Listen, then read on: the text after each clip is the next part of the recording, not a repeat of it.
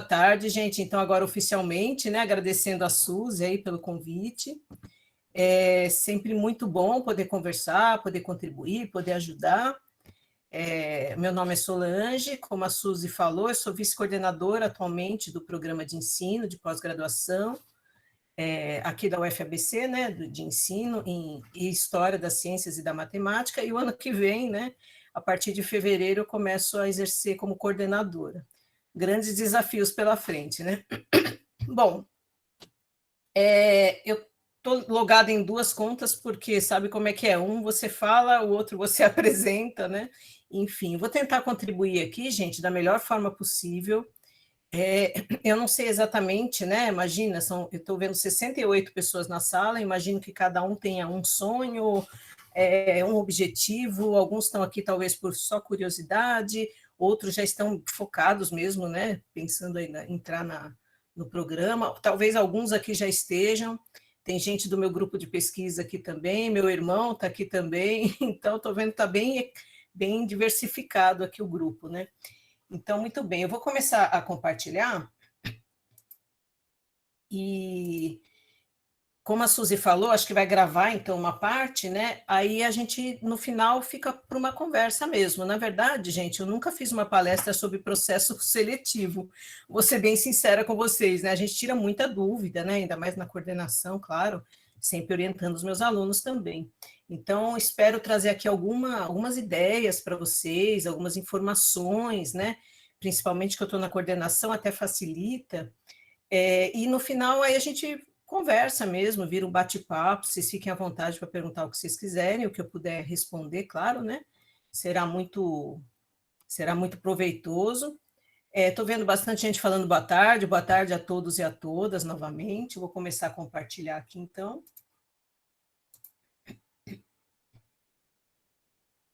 Por favor, verifiquem se já está compartilhando.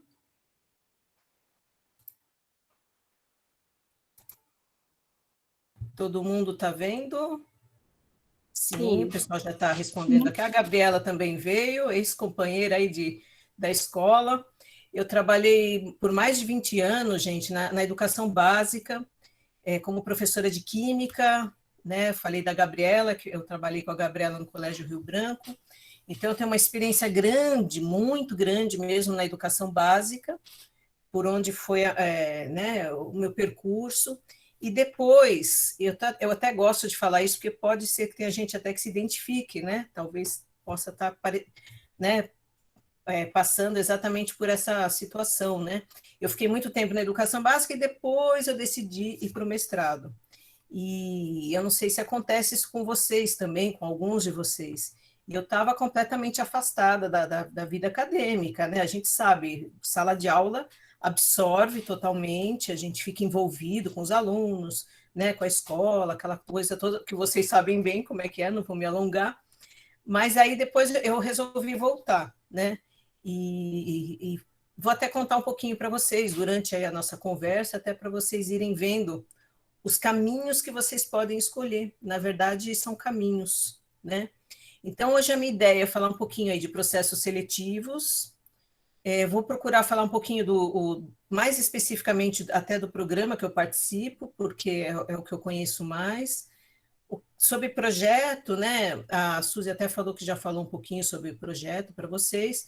Proficiência de inglês, vocês devem estar pensando assim, eu preciso ter proficiência em inglês? Preciso ter TOEFL? O que eu preciso? Eu posso fazer a prova? Pode usar dicionário? Então, hoje vocês vão descobrir hoje vocês vão descobrir como vocês podem descobrir essas coisas, sem ter que perguntar para ninguém. Olha só, a gente ganha autonomia, né?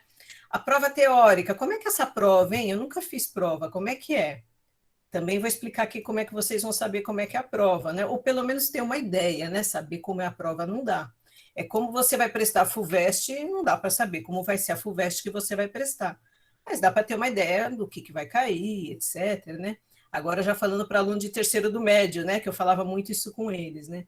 A entrevista também, o que vale na entrevista? O que eu posso falar? O que é melhor não falar? Olha só, né? Parece meio assim, você fica, caramba, o que eu posso, o que eu não posso, né? Na verdade, a gente fica nessa dúvida. Eu começo falando então para vocês sobre sonho.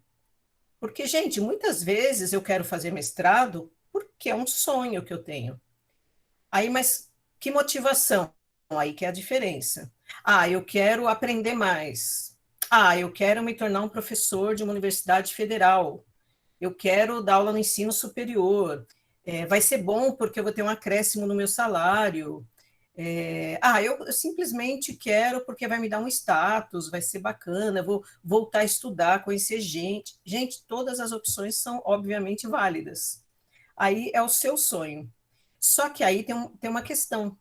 Se você ficar no sonho, você não vai andar, né? Quer dizer, o sonho é bom para a gente andar, né? A gente sonha, então a gente acaba andando e às vezes a gente nem realiza o sonho, mas você andou tanto que valeu a pena já, né? Vamos dizer assim. Olha que interessante. Eu sempre falo isso para os meus alunos, inclusive, né? O pessoal que começa a me procurar, começa a participar do meu grupo de pesquisa. Esse sonho, gente, se você se tem um sonho de fazer o mestrado ou o doutorado, ele tem que virar projeto. Aqui começa a fazer a diferença de você entrar ou não no mestrado. O sonho, ele não tem data. Ah, eu quero fazer mestrado. Fica aquela cor, aquele sonho, né? Agora, o projeto tem. Aí eu começo a pensar, então, se eu tenho um projeto, eu tenho que ter um planejamento. E você já vai entender por que eu estou falando tudo isso. Isso aqui é muito importante para que você possa entrar no mestrado, se é esse o seu objetivo. Bom, planejamento, e aí vem 3 perguntas no mínimo. Quando que você quer entrar no mestrado? Parece óbvio, né? Você fala, quero entrar logo. O que é logo? 2021? 2022? Será que você está preparado? Você quer 2021, mas será que você está preparado? E o que é estar preparado? É isso que a gente vai conversar um pouquinho aqui.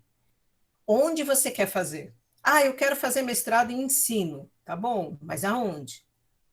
Então, tem que fazer um levantamento dos lugares que você quer. Por quê? Para ir atrás dos editais, que nós vamos falar um pouquinho hoje, etc. E aí vem aquela pergunta, né, uma das também mais importantes: o que eu faço? Quais ações que eu tenho que tomar? Como é que onde eu acho esses editais? Como é que eu faço? O que eu tenho que estudar? O que eu tenho que me preparar? O que é importante? O que não é importante? Então, eu acho que é por aqui que a gente vai conversar um pouquinho hoje, né? Alguns programas de pós-graduação. Trouxe para vocês aqui 3. Tem um monte, né, gente? Esses 3 aqui são de ensino. São mais assim, como a Suzy falou, é até interessante, porque cada um vai puxar a sardinha para o que você conhece mais, né? Para o seu lado. Então, por exemplo, esse primeiro que vocês estão vendo aí, PE-HCM, é o nosso aqui da UFABC, é onde eu sou vice-coordenadora, é onde eu oriento mestrado, doutorado, programa de ensino em História e Ciências das ciências e da matemática, né? Programa em ensino da história, em ciências e da matemática. Esse aqui é da UFABC. O que você pode fazer aqui? Se você se você for da área de ciências, física, química, biologia ou da matemática, né? Ah, eu sou pedagogo, pode? Pode. Na verdade, pode qualquer pessoa. Eu só estou dizendo assim, o que fica mais próximo, né, mais alinhado, etc. Né? Eu tenho no meu grupo de pesquisa pedagogos, eu tenho químicos, biólogos, então, assim, pode. O segundo que vocês estão vendo aí também é interessante, porque fica em Diadema, é a Unifesp. Peguei 3 assim que são mais ou menos próximos, né? Esse da Unifesp é um programa um pouco mais novo, também tem ensino de ciências e da matemática. Também interessante para você conhecer, depende onde você mora, qual que você quer fazer. Tudo vai depender, né? É muito difícil a gente dar uma receita, ó, faça nisso, faça naquele. Todos são bons, né? Vai depender de onde você mora, o que você quer. Se você já tem um orientador, o meu orientador é da Unifesp. Opa, então seria bom você fazer lá e assim por diante, né? E esse último aí é onde eu fiz o mestrado e o doutorado, que é o Interunidades lá da USP, né? Ele é um programa grande, né? Também, e esse é um pouco diferente, que ele tem biologia, física, química e educação. Então, as minhas aulas, muitas aulas que eu tinha eram na educação, né? Então, quer dizer, cada um, isso que eu estou querendo trazer para vocês, eles vai ter um perfil, vai ter uma cara, vamos dizer assim, né? O que eu recomendo para vocês? Entra nesses 3 e todos que vocês tiverem interesse, procura lá os professores, quem orienta nesse programa, entra na linha de pesquisa do professor, O Lattes sempre tem. Se você falar, mas não tem lá no site o que o professor pesquisa, né? Não tem problema, né? Você pode entrar no Lattes, aí você vai conseguir ver, né, o que ele pesquisa e assim por diante. Deixa eu só ocultar aqui, que o pessoal está falando que não está dando para enxergar. Acho que agora melhora, né? Senão não dá para enxergar o último ali, né? O interunidades. Enfim, né, gente? Isso aqui é só uma ideia. Eu peguei três, assim, rapidinho, só para ter uma ideia. Tem na Unicamp também, o multi-unidades também é de ensino, é ótimo. Enfim, né? Qualquer um que vocês ingressarem, com certeza vocês vão gostar. Detalhe que sempre perguntam para a gente também, né? Eu estou na coordenação, sempre chega e-mail perguntando quanto que paga. Gente, não paga nada, nenhum desses aqui é pago, né? A gente trabalha numa universidade federal, pública, gratuita, de qualidade, então nenhum desses é pago. O terceiro não é de federal, é da USP, mas é do governo estadual. Enfim, esses programas nenhum paga.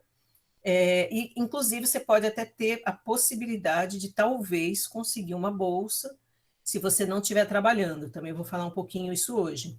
É sempre talvez, ainda mais hoje, né, gente? As bolsas estão mais restritas, mas existe a possibilidade, né? Tem várias formas de tentar. Eu vou falar com vocês também sobre isso um pouquinho.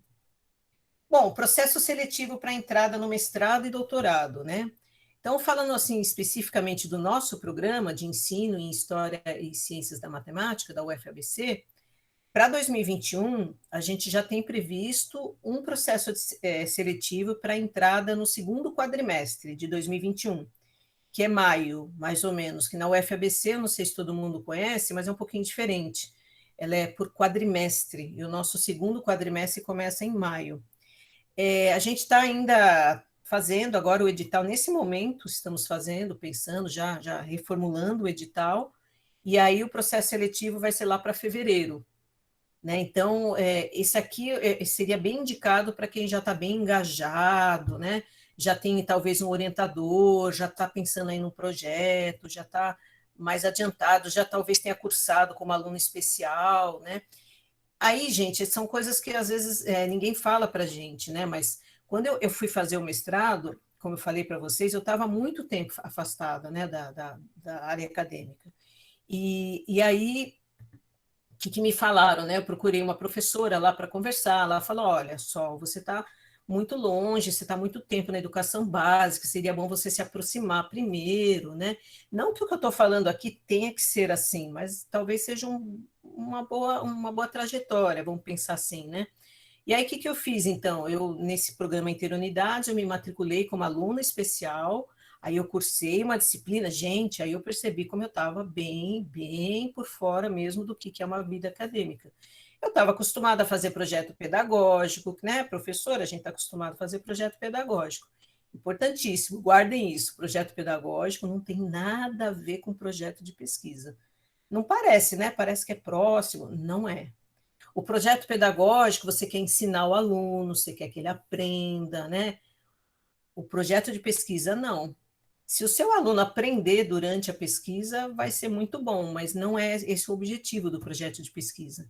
O projeto de pesquisa, eu vou pesquisar algo, responder alguma coisa. E aí é outra lógica, isso é muito importante, né?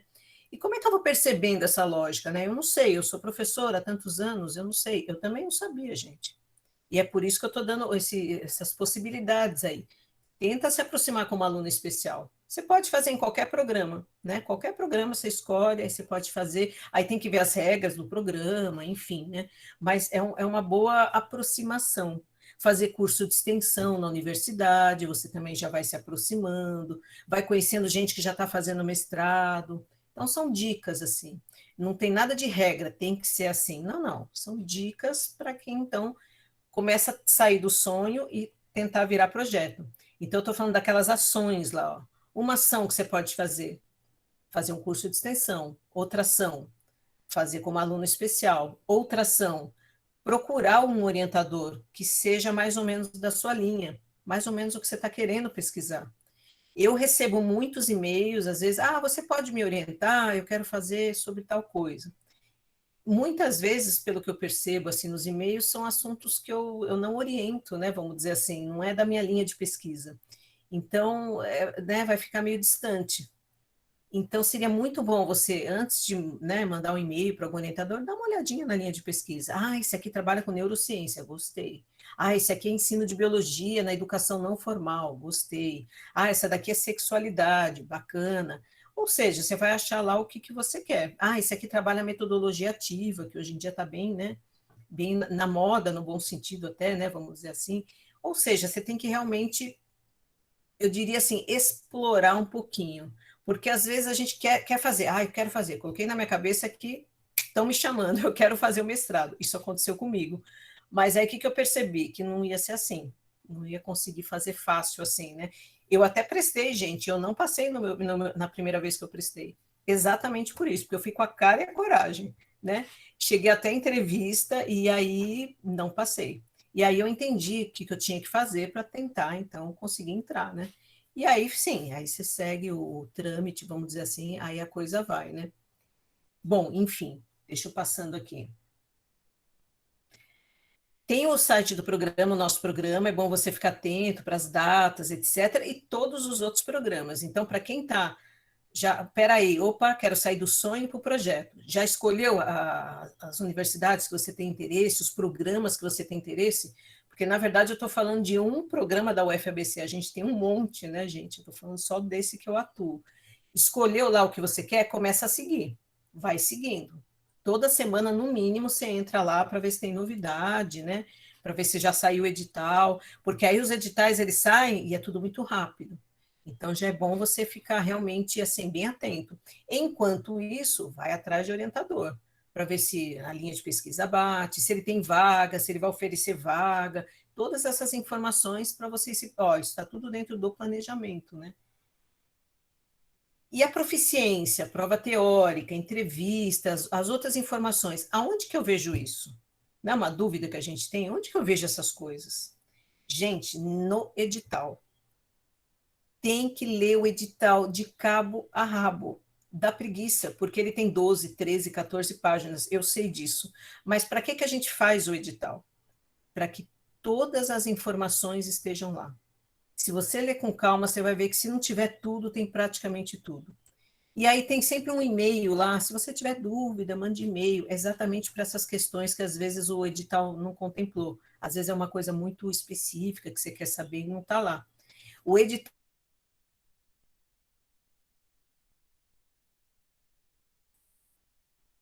Eu vou mostrar para vocês aqui o do ano passado do nosso programa, porque o atual a gente ainda não está disponibilizando, porque a gente ainda está fazendo ele. Né? Depois a gente vai disponibilizar. Mas só para mostrar para vocês o que, que vocês podem olhar no edital, o que procurar nesse edital, para que, que ele serve, e por aí vai, né? Que eu já vou colocar aqui para vocês. Então, esse edital aqui, gente, ele não vale mais, vamos dizer assim, porque já foi, né? Foi do processo seletivo para a entrada desse ano. Porém, o desse ano, muito provavelmente, ele vai ser parecido. O que, que a gente vai mudar aqui? Muito provavelmente. As datas, algum detalhe, etc., mas ele vai ser muito parecido. Eu vou mostrar o do nosso programa porque é o que eu conheço, né? Eu conheço mais, etc. Mas isso vale para todos. Se você for prestar lá no Interunidades, vai ter um edital. Lá na Unicamp, vai ter o edital. Eles vão ser próximos, mas eles são diferentes. Então, não é porque você leu uma informação num edital que vale para o outro. Com certeza não vai valer. Então, focaliza. Ah, não, eu quero na UFABC, decidi. Eu quero fazer no PEHCM. É isso que eu quero fazer, de ensino em História, Ciências da Matemática. Beleza. Esse aqui, ó. Programa de pós-graduação em Ensino, História das Ciências e da Matemática. Decidiu que é isso que você quer? Então, pronto. Você leu o edital de cabo a rabo. Vou mostrar, vou chamar atenção só para alguns pontos. Vocês estão vendo aí, ó, que tem 12 páginas, né? Então, ele é bem, né, assim, grande, vamos dizer assim, para ter, né, para ler com atenção. Ele é grande, mas precisa ler com atenção. Deixa eu colocar um pouquinho maior, acho que ajuda vocês verem, né? Aí, ó. Então, você começa a ler, né, o que, que é importante. A gente tem, então, por exemplo, no nosso programa, 3 linhas de pesquisa, conforme vocês estão vendo aí, ó. Ensino e aprendizagem, formação de professores e história das ciências. Então, por exemplo, eu não oriento nesse terceiro, história das ciências. Aí vocês devem estar pensando, mas por quê? Porque a gente tem que, na verdade, escolher alguns assuntos para orientar a gente, porque senão começa a ficar meio complicado, são muitos referenciais teóricos, né? Então, eu, por exemplo, trabalho com a metacognição, com as metodologias ativas, com neurociência, então eu tenho que meio que focar, né, para trabalhar mais ou menos nessa linha aí, atividade investigativa, né? E todos os professores fazem a mesma coisa. Aí você fala, mas onde que eu posso ver o que cada professor faz? No nosso site, por exemplo, tem lá todos os professores e a linha que cada um atua. Aí você já vai, opa, eu quero história da ciência. Aí você já vê lá, opa, tem 5 docentes, por exemplo. Aí você já pode entrar em contato com eles. Pode se apresentar, pergunta para o professor se ele vai oferecer vaga esse ano, né? Enfim. Tem gente que já colocou aí, eu ia até pedir isso, o site, né, do programa no chat. Obrigada para quem colocou aí.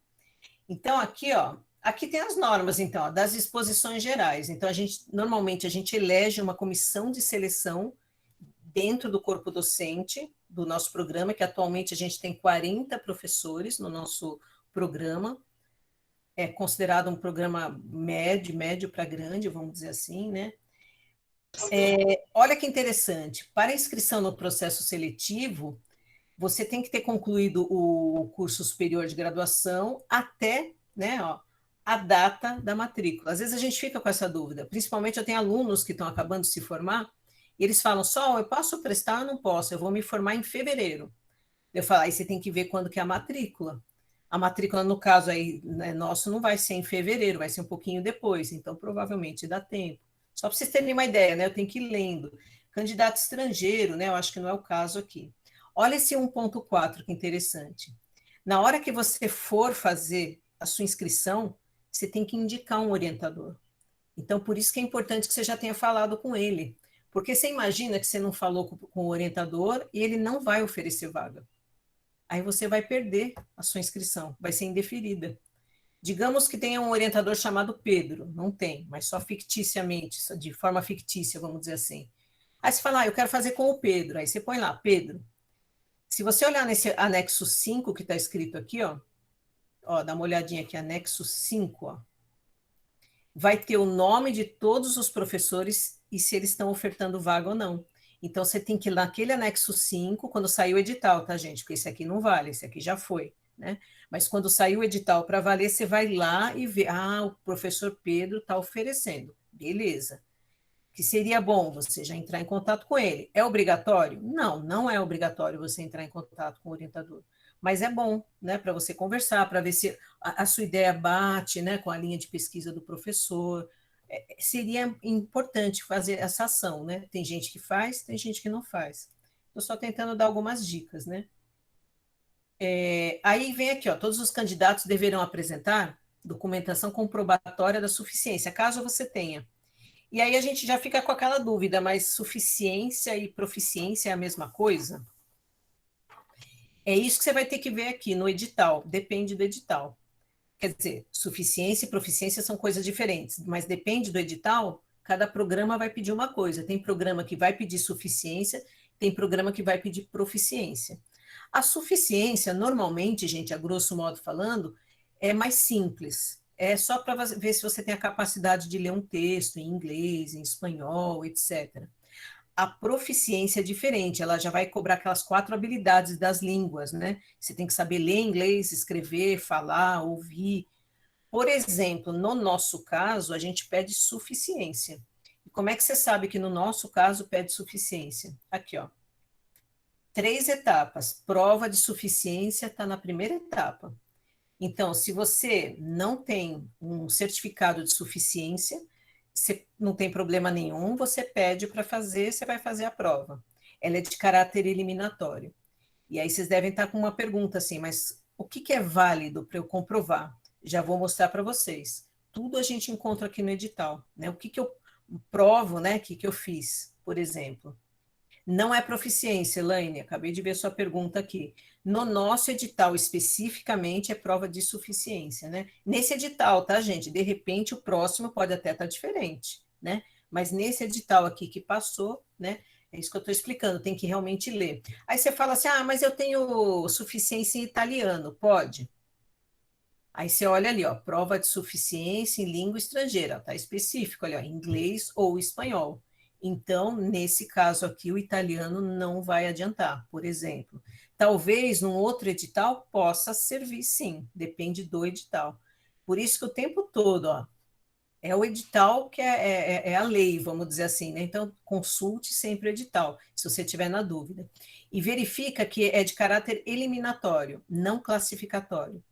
Por quê? Qual que é a diferença? Eliminatória é só para, assim, você continua ou você não continua no processo seletivo, né? O classificatório, aí ele já entra na nota. Aí a gente vai ver um pouquinho mais para baixo, vai falar quanto vale cada coisa, né? Ó. Bom, mas então você vai ter 3 etapas para você fazer o mestrado. Se você quer fazer o mestrado, quer entrar no mestrado. Prova de suficiência, se você tiver como comprovar, você vai comprovar, senão você faz, né? E aí é basicamente isso, você vai ter um texto para você conseguir compreender, não tem, ninguém vai te falar, fazer uma prova para ver a sua oralidade, se você sabe falar, nada disso, é suficiência. Então é mais simples, vamos dizer assim. Aí depois você vai fazer uma prova específica. Tem todas as instruções aqui no edital também. Você vai falar, mas o que, que cai nessa prova? Vou mostrar para vocês. Arguição oral. Arguição oral é um dia que a gente marca com o candidato, tem 2, 3 professores na banca, professores que são credenciados no nosso programa. A gente vai analisar o projeto de pesquisa, que aí você já mandou, né? Quando você faz a inscrição, você tem que mandar já o seu projeto de pesquisa, vou falar dele também. A análise do currículo comprovado, o que, que é isso? Tudo que você falar que você fez, você tem que trazer o comprovante, né? E isso aí tudo é de caráter eliminatório e classificatório. São as duas coisas. Não haverá taxa de inscrição, gente. Olha lá. Não tem taxa de inscrição, não tem mensalidade, não tem nada disso. Ó, veja que isso aqui é início das aulas no primeiro quadrimestre de 2020. Então, esse aqui foi do ano passado. Como eu disse, o desse ano deve ser bem próximo, mas talvez tenha coisas que mudem. Então, na hora que sair, você dá uma lida de novo para ver se realmente está tudo mais ou menos igual, algumas coisas podem ter mudado. Então, olha o ano passado, só para vocês terem uma ideia, o prazo de inscrição foi de 24 de setembro a 23 de outubro. Normalmente é assim, é um mês. Um pouquinho menos, um pouquinho mais, mas em geral. E aí você vai seguindo toda essa tabela aqui, ó, prazo para recurso das inscrições indeferidas. Às vezes a gente tem inscrição que é indeferida, e você pode falar, ah, mas não foi justo, e aí você tem que comprovar por que, que não foi justo, né? Enfim, aí tem depois tem a prova, aí tem as datas das provas, ó, prova escrita específica e prova da suficiência em língua estrangeira, dia 11 de novembro do ano passado, né? Sempre tem o prazo dos recursos, etc., né? A arguição oral, 9 de dezembro. Então, só para vocês terem uma ideia. No caso, se vocês forem prestar agora, essas datas vão estar para fevereiro, março, por aí, né? A gente ainda está montando. Início das aulas, né? Aí seria, enfim, matrícula, vai ser disponibilizada, então isso tudo depois sai, né? Das vagas oferecidas, isso para o ano passado, esse ano já outra história, né? Foram oferecidas 39 vagas no ano passado para mestrado. O nosso mestrado é acadêmico, ele não é profissional, existe uma diferença. O profissional, normalmente, você tem um produto. Então, você desenvolve uma aula, alguma coisa, né? E aí você tem o produto. Por exemplo, no Instituto Federal de São Paulo, eu estou sempre por lá também, em banca, lá no Canindé, lá eles têm mestrado profissional, outra forma, né? Enfim, é outro formato, né? O nosso é acadêmico.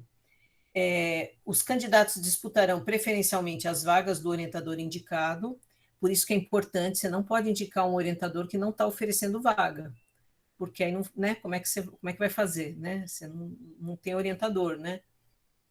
A lista dos docentes, então, está lá no anexo 5, nesse caso aqui, né? Mas no próximo edital vai sair também. Aí da inscrição, né? Como é que eu faço a inscrição? Sempre aquela pergunta, né? Onde que eu me inscrevo? Então, a gente tem um formulário de inscrição disponível nesse site, que é o da ProPG. Aí ele vai te direcionar para o SIGA, SIGA A. é o sistema que a gente usa na UFABC. E aí você vai colocar lá todos esses documentos, a cópia do RG, isso, gente, é muito importante. Isso é um fator de indeferimento da sua inscrição. Por exemplo, cópia do RG. Por acaso, sem querer, você coloca um outro documento lá que não é o RG. Provavelmente a sua matrícula vai ser indeferida, você não vai poder seguir adiante no processo seletivo, né? Ó, se não possui, ele fala, né, para candidatos de nacionalidade brasileira, né, ou cópia do RNE para quando for estrangeiro, né, diploma de graduação, currículo Lattes, esse daqui eu vou dar uma dica para vocês também que ninguém fala. Às vezes, gente, ele fica fora do ar esse currículo Lattes, né, a plataforma do CNPq. Dica para vocês, não deixem para fazer isso na última hora. Façam com bastante antecedência. Infelizmente, às vezes acontece, está fora do ar, né? E você não consegue fazer, né, o seu currículo lá. Então, ao planejamento, aquela, né, primeira conversa que a gente estava tendo lá, já faz seu currículo lá, já deixa atualizado, já tira uma cópia, deixa no seu computador, sabe, para caso de emergência, né? Fica aí a dica, né? Olha o projeto que você vai ter que apresentar. Isso aqui é muito importante. Se você não apresentar da forma que está aqui, provavelmente você vai ter ou uma nota muito baixa de projeto, ou de repente, né, não vai nem ser aceito. Ele tem que ter no máximo 12 páginas. Ah, não pode 13? Gente, é 12. Então a gente tem que seguir mesmo, é uma regra, né? Até 12 páginas. O espaçamento, 1,5 entre linhas, né? Ó, a fonte, tudo certinho, ó. Título do seu projeto, resumo, no máximo 20 linhas. Introdução e justificativa, né? Quer dizer, para que você está fazendo esse trabalho de pesquisa? Quais são as lacunas que o seu projeto vai ajudar né, no corpo teórico todo aí né, da área que você estiver atuando? Objetivo geral, específico, metodologia, como é que você vai fazer, quais são os seus sujeitos de pesquisa, você vai pesquisar numa escola, na universidade, quantos são, de que série são, ou então é um trabalho teórico, né? Como que você vai analisar esses dados? Como é que você vai coletar primeiro esses dados e depois como é que você vai analisar? E isso tudo está nesse capítulo aí da metodologia. Plano de trabalho com cronograma de execução.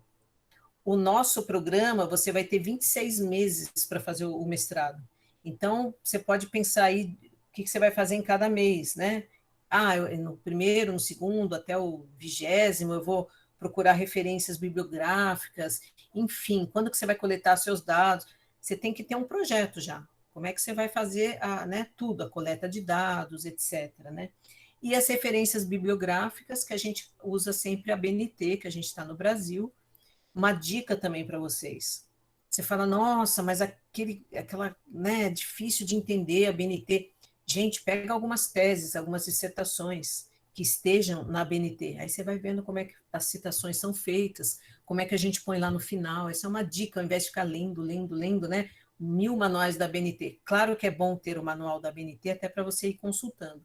Mas eu digo assim, se você está com muita dúvida, você pode pegar um, né, que já esteja pronto, aí você dá uma olhada. Aí depois você já se familiarizou um pouco, aí sim, aí você pode pegar o manual da BNT, aí começa a ficar melhor, né?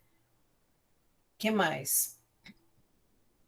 Aqui, ó, o candidato poderá apresentar também um comprovante de suficiência ou proficiência, como comprovante pode, né?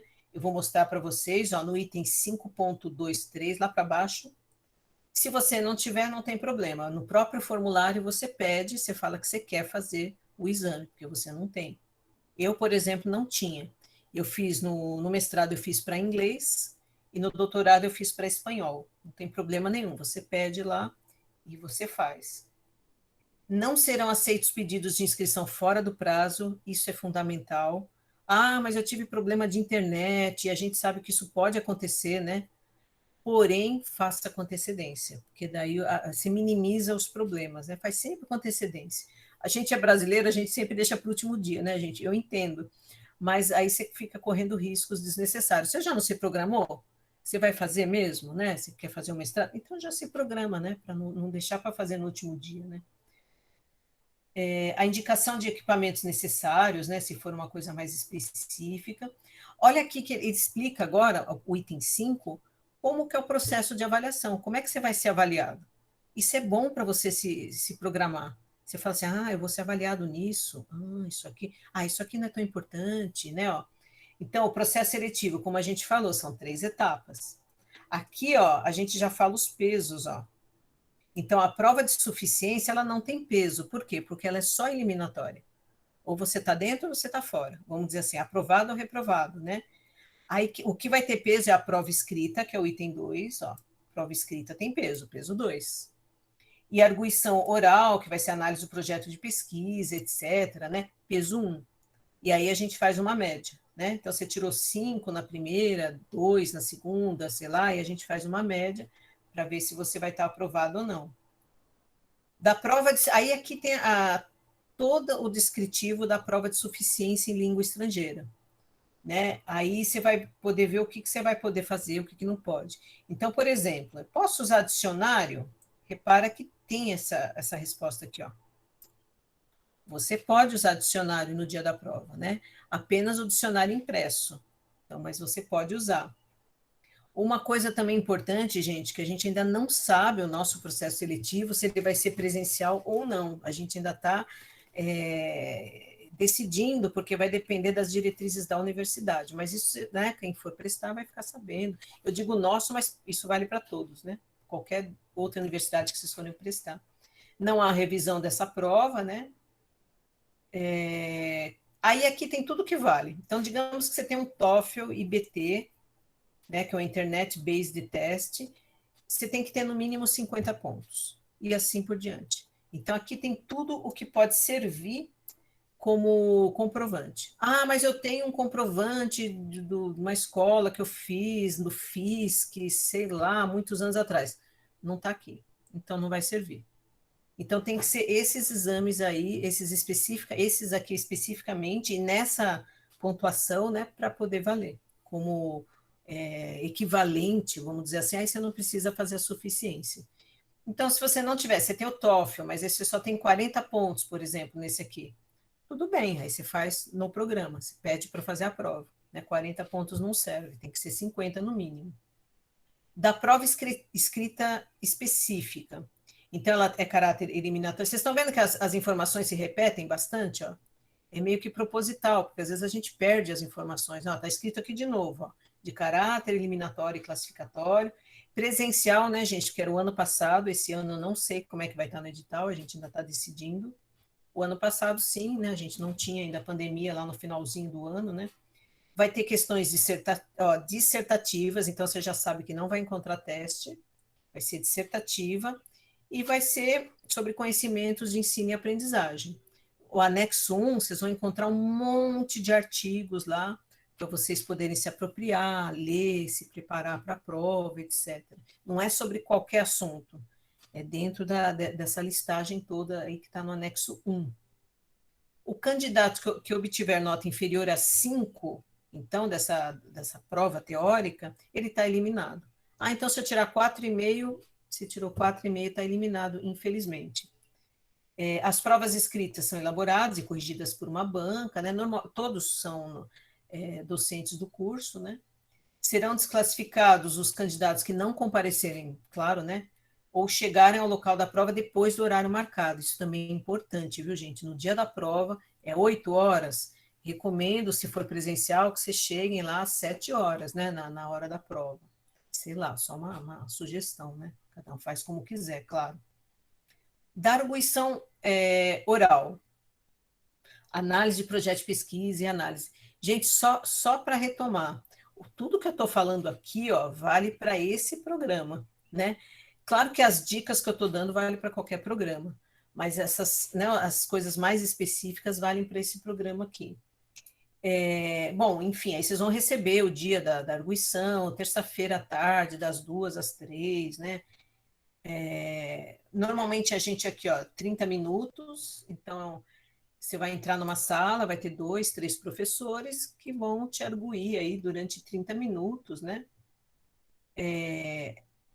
Isso aqui é importante, ó, tem que ter pertinência com a linha de pesquisa do orientador.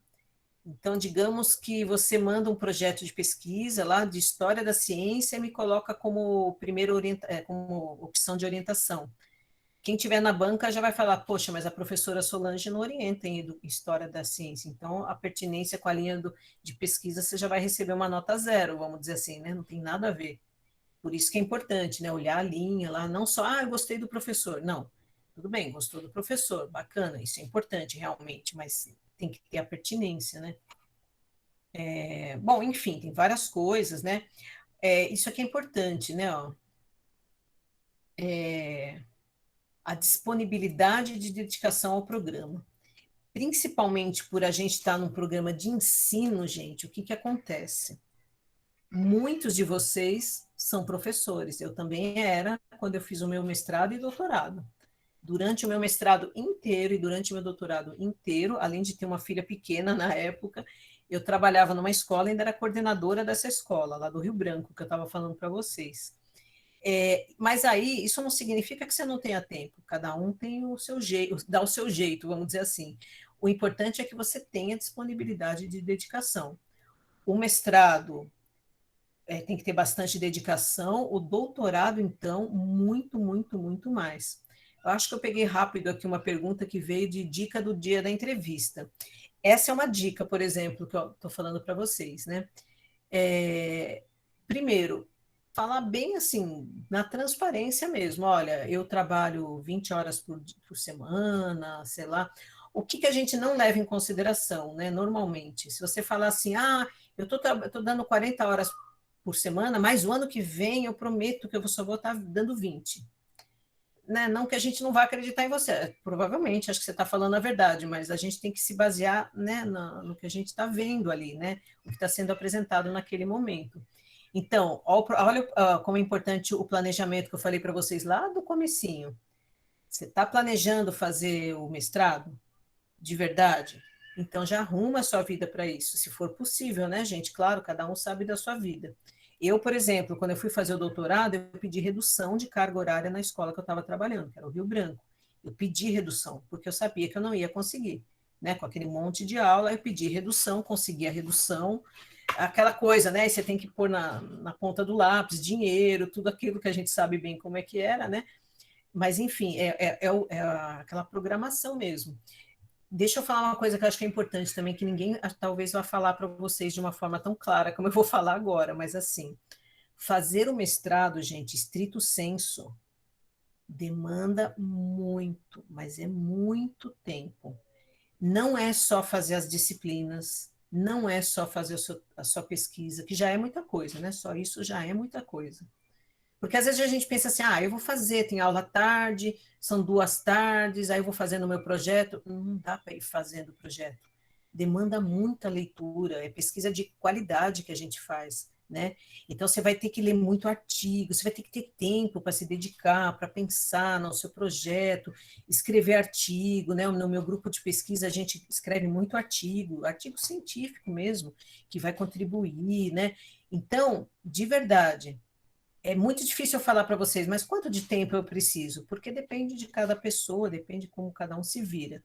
Mas não é só fazer a disciplina, que já vai demandar muito, muito mesmo, e fazer o seu projeto, que também já vai demandar muito. Você tem que se inserir na vida acadêmica, participar de grupo de pesquisa, por exemplo, participar de simpósio, de conferência, né? Eu não tenho dinheiro para ir longe, não tem importância, você participa dos que são mais próximos, né? Inclusive, quando você está num programa, às vezes a gente tem alguma verba, né, que a gente dispõe para os alunos poderem apresentar trabalhos em eventos, né? Claro que não sejam muito longe, porque a gente nunca tem muita verba, mas tudo é possível. Mas isso é importante vocês considerarem, né? Você fala, mas eu estava pensando só em fazer as disciplinas. É pouco. E mesmo assim, vocês vão ver que demanda bastante. Eu lembro quando me falaram isso, eu não tinha dimensão do que estavam me falando. Eu pensava assim, imagina, eu dou conta, imagina, 2 tardes, tranquilo. Não é bem assim. O Cláudio está falando que realizar disciplinas como aluno especial ajuda muito. Gente, sim. Ajuda em 2 sentidos. Foi até bom ele falar isso. Obrigada, Cláudio. Ajuda porque, primeiro, você volta para a universidade. Essa é a primeira coisa, né? Você conhece o professor que vai ministrar a disciplina, né? Você já vai vendo, até de repente você até tem afinidade com ele. Então, só isso aí já é bom. Depois, se você entrar no mestrado, vale, esses créditos valem. Então, não vai ser um tempo perdido. Então, faça com seriedade, porque vai valer esses créditos. Ou seja, na verdade, você já está meio que adiantando, né? Você já está fazendo as disciplinas sem ter começado o mestrado. E isso no nosso programa. Tem programa que isso não vale, tá, gente? Tem programa que não aceita isso. Então, depende do programa, no nosso vale. Então, fazer como aluno especial, eu super recomendo, se for possível, se der. Por isso que eu falo da programação. Ai, mas eu queria muito entrar em 2021. Mas será que você está preparado para? É uma pergunta, tá, gente? Não estou afirmando. Você está preparado? Você já fez alguma matéria com um aluno especial? Lembra? É obrigatório? Não, mas é altamente recomendável. Você já entrou em contato com o professor, né? Ou não? Estão falando que vai abrir para o primeiro quadrimestre de 2021. Então, a gente ainda não sabe, porque está nesse formato ainda remoto, né? A gente ainda não sabe, para dizer assim bem a verdade. Mas considere, né? Porque provavelmente o ano que vem, no segundo quadrimestre, né, a gente vai ter, sim, a gente abre as vagas para aluno especial. Aí fica a dica. Se não der para fazer no nosso programa, pode fazer em outro também, não importa, né? Faça como aluno especial, eu super recomendo. Bom, o que mais aqui que eu estava falando para vocês? Aqui são coisas bem específicas, né? Ó, a parte que é a arguição oral tem que ter a nota mínima 6. Repara que é diferente da prova escrita, que era 5. Então, sempre que eu falo para vocês, está com dúvida? Ah, quanto que era? Não sei o que. Vai para o edital, sempre. No edital você tem as informações, né? E como é que. Isso é importante, acho que alguém fez uma pergunta aí no chat, né? O que que eles vão me avaliar na arguição oral, né? Tá vendo ali, ó? Anexo 2 do presente edital. Então, no anexo 2 você vai encontrar o que a banca vai te avaliar. A gente chama de um barema, né? Ó. Então, tem barema para o projeto de pesquisa. Então, como é que eles vão avaliar o meu projeto de pesquisa? Tem um barema, que são os critérios, as rubricas, né? Como é que a gente vai avaliar? A nota do currículo, a mesma coisa.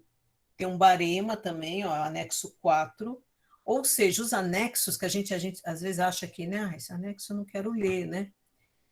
Ó, o Cláudio está falando aqui, o processo seletivo é relativamente tranquilo desde que você se prepare. É verdade. E é por isso que a gente está aqui conversando e que bom que vocês estão aqui, que aí vocês já vão pegando todas as dicas. É tranquilo nesse sentido, né? Se você se preparar, tem que ter o preparo, gente. Não dá para ser assim, ah, eu quero fazer, né? Pode tentar, né? Todos podemos, mas se você estiver preparado, a chance é maior. Aliás, né, gente, isso não é para o mestrado, é qualquer coisa na vida, né? Que a gente se programa, ter uma chance maior, né? Ó, eu estou vendo a Giselma fazendo assim, ó, porque, né, tem uma chance maior da gente conseguir. Nada é garantido nessa vida, claro, mas quando você se prepara, tem chance maior de você conseguir, né? Está falando aqui que o processo do Instituto Federal de São Paulo do mestrado profissional está aberto. Para quem quer fazer mestrado profissional, super recomendo, eu participo direto de banca lá, é muito bom. É só complementando aqui que eu vi no chat. De vez em quando eu vou vendo aqui, tá, gente? Eu não consigo acompanhar, porque depois a Karen vai me falar.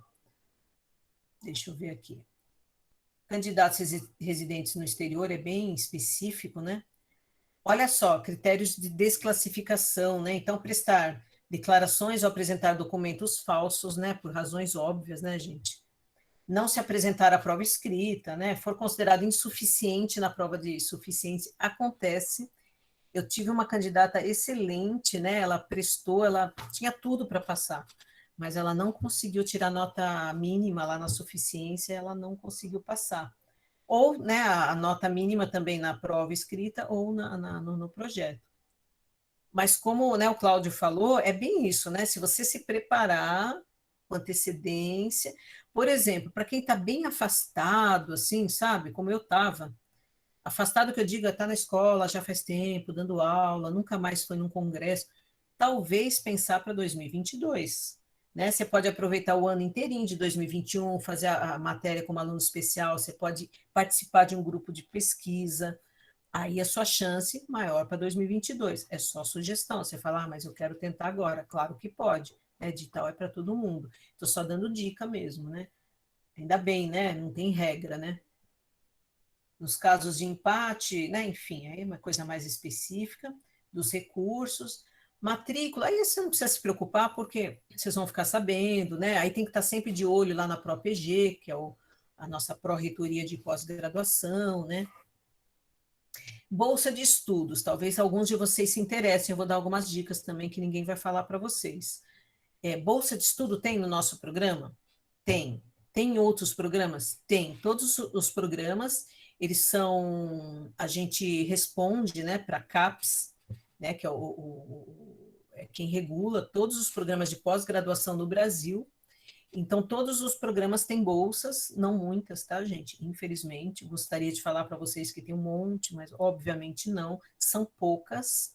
Mas é possível você pleitear, sim, a gente tem os editais, aí você participa dos editais, né? É importante, né? Por isso que é importante você estar no grupo de pesquisa. Alguém acabou de perguntar aqui como é que entra no grupo de pesquisa. Se você começar a olhar nos lattes dos professores, você vai ver, eles descrevem lá, né, os grupos de pesquisa, você pode ver qual que te interessa. Tem grupo de pesquisa, por exemplo, de inclusão, de metacognição, de ensino de ciências, tem vários, de formação de professores. Aí vai depender do grupo, né? O professor ele abre vaga, né, para visitante, tem professor que abre, tem professor que não abre, enfim, aí vocês vão ter que ir atrás mesmo, né? Isso é importante, né? Então você já está num grupo de pesquisa, porque aí você pode eventualmente publicar alguma coisa, participar de um congresso. Isso aí, gente, já vai melhorando o seu currículo acadêmico, eu estou falando agora, né? Currículo acadêmico é diferente do currículo, né, pedagógico, né, da gente como profissional, né, professor, etc. E a bolsa de estudo, você pode conseguir dessa forma, e vou dar mais uma dica. Também você pode conseguir por agência de fomento. É mais difícil, mas é possível. O que é agência de fomento? Por exemplo, a FAPESP. Então, é possível você entrar no mestrado, você não conseguir a bolsa que é do programa, você submeter para essa agência de fomento, que é a FAPESP, por exemplo, e conseguir a bolsa. É difícil, mas é possível. Ainda mais hoje, né, gente? Eu tenho que dizer bem a sinceridade, é bem difícil. No nosso programa, para quem quer doutorado, só vale para doutorado que eu vou falar, se você tiver uma bolsa aprovada por uma agência de fomento, por exemplo, a FAPESP, você entra no nosso fluxo contínuo do doutorado, você não precisa nem participar do processo seletivo regular. Por quê? Porque é extremamente difícil, né? Mas para a gente é interessante o aluno que está no programa com a bolsa, porque ele vai se dedicar, ele vai poder, né, realmente fazer a pesquisa dele com qualidade. Enfim, olha quanta possibilidade que tem, né? E aí aquela pergunta, mas e se eu estiver dando aula, eu posso ter bolsa? Não pode, gente. Aí você tem que se dedicar exclusivamente. E o valor da bolsa, infelizmente, não é aquele valor assim que a gente sonha, né? Não é muito alto. Ele é um valor, não é também baixinho, mas ele não é um valor alto. Então, por isso que tem que realmente pensar. Então, você tem que se dedicar de forma exclusiva, se você quiser ter a bolsa. Eu sei que é chato, né? Não gostaria de falar isso para vocês, mas infelizmente. Ah, mas e se eu der pouquinha aula? Não tem pouquinha aula nem bastante aula, né? Vamos dizer assim. Não pode, tem que ser dedicação exclusiva, né? Infelizmente. E aí sempre tem as exposições gerais, as finais, né, gente? Sei lá, outras dúvidas que vocês podem ter, não está aqui. No nosso caso, no nosso programa, você pode mandar para esse e-mail aqui, ó, pós-ensino, que é o e-mail da coordenação. Eu e o professor Alessandro, atualmente, né? O professor Alessandro é o coordenador, eu sou vice-coordenadora, a gente tem acesso a esse e-mail, a gente responde as dúvidas. Às vezes a gente demora um pouquinho, né? Que vocês fazem uma ideia da demanda, que é um programa de pós-graduação, 40 docentes, quase 150 alunos, né, no nosso programa, acho que tem não lembro agora o número exato, era 120 alguma coisa, né? Vão entrar, né, muitos alunos aí no segundo quadrimestre, então a gente faz bastante coisa mesmo. Só para vocês terem uma ideia, não vou me alongar aqui não, mas olha a bibliografia, são todos os artigos que vocês têm que ler.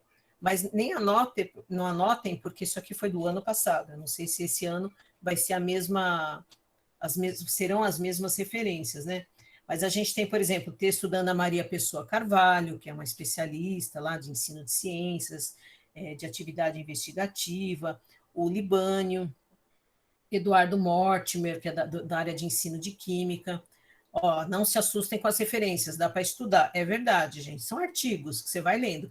Só que não dá para fazer assim, né? A prova é amanhã, agora eu vou estudar. Claro que aí não dá, né? Mas se você se preparar um mês antes, dá para ler tudo. Você vai lendo um por dia, vai fazendo as anotações. Na verdade, vai ser até legal, que vocês vão gostar. Vocês vão falar, nossa, até que é bacana começar a ler, né? Na área. Tem do Nova, né? A Nova está sempre na mídia aí, né? De educação, a Pataca, a Ermelinda Pataca, tem vários, né? Rock. Aí tem o anexo 2, ó, formulário auxiliar à banca para a etapa de arguição oral. Olha só, você sabe como é que você vai ser avaliado. Então, eu vou olhar lá para o candidato e vou falar: o candidato demonstrou familiaridade com o projeto de pesquisa, com relação aos objetivos, metodologias, e aí vai ser de 0 a 2 a sua nota nesse quesito, por exemplo. O candidato demonstrou familiaridade com o tema específico tratado. Durante a entrevista, o aluno demonstrou-se interessado e aberto às sugestões dos membros da banca, porque a banca vai dar sugestões, né, gente? De repente você falou assim, eu quero coletar, sei lá, mil dados, assim, vou entrevistar 1.000 alunos. Aí, de repente, a gente fala, nossa, mas você vai entrevistar 1.000 alunos? É muito, não tem como entrevistar 1.000 pessoas, né? Você vai fazer um mestrado, enfim, daí a gente vai dando sugestões, que tal você diminuir? É só um exemplo, assim. O candidato garantiu disponibilidade de horário compatível, né? Então, isso é importante, né? Eu dou aula de manhã, tarde e noite. Vai ficar difícil para você conseguir fazer um mestrado. A gente sabe que, infelizmente, é a realidade, às vezes, de muita gente. Precisa, né? Fazer o quê? Mas aí é pensar, será que vale a pena fazer um mestrado agora? Não vou conseguir dar conta, vou ter que ter a dedicação. O que mais que a gente tem aqui?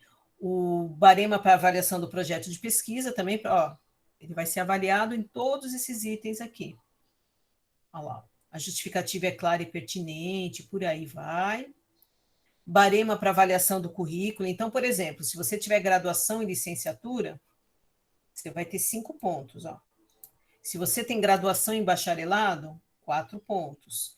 Repara que o ponto máximo, o máximo de pontos, né, é 10. E aí o restante, né? Você tem especialização, atividade de monitoria, bolsas, porque aqui, né, gente, graduação em licenciatura e bacharelado, a maioria do pessoal tem, a maioria, né? Nem todo mundo. Normalmente o que diferencia é o restante, né? Ó, artigos, se você tiver, ó, livro completo, capítulo de livro, apresentação de trabalho, se você já fez palestra, seminário, enfim, ó, disciplinas ministradas no ensino superior, né? Que mais? Ó, aqui só para vocês terem uma ideia, essa tabela não vale porque ela foi do ano passado, mas provavelmente alguns docentes aqui vão estar também, né? Então a gente tinha aqui, para esse edital, a Adriana, que é da área de biologia, ela, por exemplo, pesquisa em educação não formal, a Ana, que é historiadora, a Danusa, que vai conversar com vocês amanhã, que é da área de biologia, e por aí vai, ó, Evonir de matemática, ó, e aí, todos esses aqui, ó, eu estava aqui também, vocês podem entrar lá na página do programa e né, ver no que eles pesquisam, etc. Né? Bom, esse aqui é o edital, então, só para vocês terem uma ideia, né? Já falei bastante, né? Aí, ó, tá aqui o edital, tá? Para quem quiser o endereço. Se bem que vocês podem entrar lá na página mesmo, né? Vocês podem entrar na página, né?